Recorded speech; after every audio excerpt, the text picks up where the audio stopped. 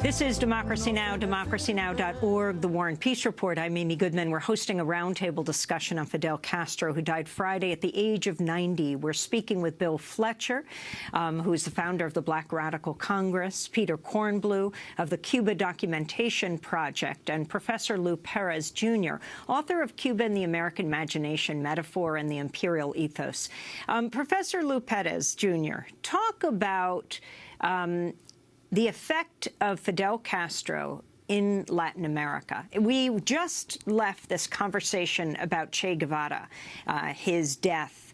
Talk about what Che Guevara was doing there, what he was doing for Fidel, and what overall Fidel Castro was doing in Latin America beyond Cuba.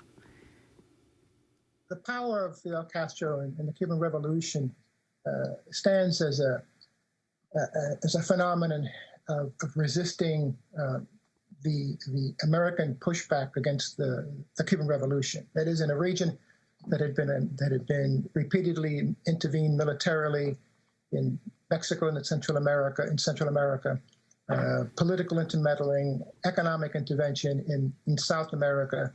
The example of Cuba, especially with the failed invasion of the Bay of Pigs, which contributed powerfully to the consolidation and the centralization of power.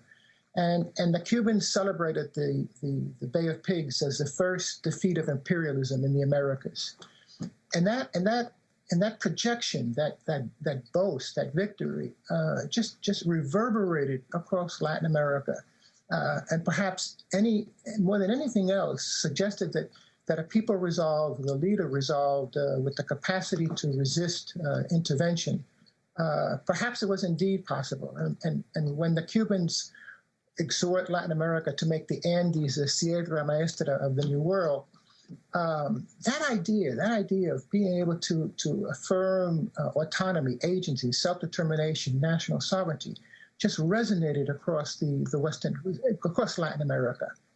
And Che Guevara takes the model of the Cuban guerrilla war, the focal theory, the idea that a small handful of people will inter themselves in the interior, the hinterland of a Latin American country, can create what we call the subjective conditions of revolution. And from that guerrilla focal would expand a revolutionary movement that would eventually prevail and proclaim victory. The Che Guevara model of revolution essentially is the replication of the Cuban guerrilla war during the 57 and 58. And talk about what happened with Che Guevara in Bolivia and what that meant to Fidel Castro and the Cuban Revolution. Well, the defeat of the guerrilla focal in Bolivia, the capture and the execution of Che Guevara, really dealt a body blow to the whole idea of armed struggle in Latin America. It would not be until the Sandinista victory in 1979 where you do have indeed a triumph of a guerrilla movement. But after the defeat of the guerrilla focal and the death of Che Guevara, the Cubans turned more toward domestic issues. These are the years of the big push for the economy. This is the year of the disastrous 10 million ton crop. And between the death of Che Guevara and the 10 million ton crop of 1970, it's possible to take a look at those set of years as really determining moments that altered the trajectory of the Cuban Revolution.